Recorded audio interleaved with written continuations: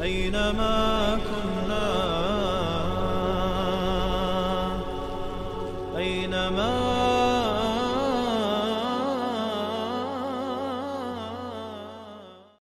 والحمد لله والصلاة والسلام على رسول الله.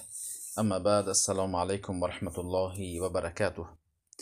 حدیث از ابو هریره رضی الله عنه روایت شده است. شماره حدیث در کتاب بخاری 5195 می باشد و در کتاب مسلم نیست روایت شده است. ابو هریره رضی الله عنه میگویند که پیامبر صلی الله علیه و سلم گفتند: لا يحل للمرأة ان تصوم و زوجها شاهد الا باذنه. پیامبر گفتند برای زن جایز نیست، حلال نیست که روزه نافله بگیرد در حالی که شوهرش در خانه حاضر باشد. باید مگرم که با اجازت شوهر روزه های دوشنبه پنجشنبه را با اجازت بگیرد. اما روزه هایی که روزه های فریضه می باشد، روزه های کفاره می باشد، اجازت نپرسیده نیست، می تواند روزه بگیرد. اما روزه های نافله که باید اجازت بگیرد. در اینجا اگر زنی که به اجازت شوهر روزه میگیرد، او در حقیقت گناهکار می شود. روزه های نافله در حدیث بیانی است که یعنی احترام شوهر، حق شوهر بالای همسرش بزرگ می باشد. حتی در سوره یوسف الله عزیزی مصر را سید خوانده است.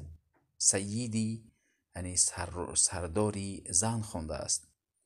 پیامبر صلی الله علیه و سلم گفتند اگر امر میکردم که کسی رو به کسی سجده کند، امر میکردم که زنها رو همچون احترام برای شوهرانشان سجده بکنند. و نیز دلیل وجود دارد که وقتی که شوهر از این دنیا می رود، زن 4 ماه 10 روز عزا می گیرد، اما برای پدری مادرش 3 روز عزا می گیرد. این دلالت به بزرگی حق شوهر می باشد. باید زنهایی که بهشت را می خواهند اطاعت شوهرانشان را بکنند، مادامی که شوهرها حقی مثلا می خورانند، می پوشانند و حق آنها را رعایت می کنند. سپس در دوام حدیث میگویند که ولا تأذن فی بیته الا باذنه. باید زنها، شخصایی که شوهرانشان نمیخواهند، دوست نمیدارند که به خانهشان بیاد، چه مرد باشد و چه زن باشد، چه از خویشاوندانشان باشد، اگر شوهر اجازت ندهد به خانه شوهر راه ندهند. این حق شوهر می باشد. می توانند خیش های تبار، مثلا شوهر نمی خواهد که فلان خیشی زن به خانه ندارد، اما حق ندارد که به خانه خیش تبارش قطعی را به خیش تبارش قطعی رابطه بکند زنک، اما به منزلش که این سرداری خانه می باشد به اجازت شوهر راه ندهد.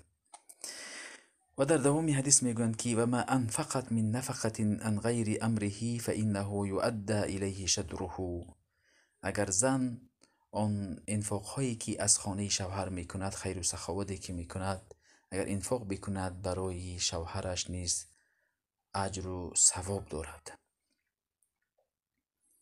بنابراین باید زنها باید بدانند که پیامبر صلی الله علیه و سلم گفتند والمرأة راعیة فی بیت زوجها. مسئول است، جوابگر است زنک از در خانه که منزل شوهرش. وقتی که یگان کاری رو نپرسیده می کند، او در روز قیامت جوابگر می باشد. باید هر چیزی که هست باید بپرسد و شوهرش رو احترام بکند. پیامبر میگن کلکم مسئول و کلکم راع و کلکم مسئول عن رعیته. همه شما جوابگر هستید، همه شما راهبر هستید. زنک یعنی امانتداری خانه می باشد. اگر با این امانت های شوهر خیانت کرد، در روز قیامت پرسیده می شود. این بود شرح مختصر این حدیث. السلام علیکم و رحمت الله و برکاته.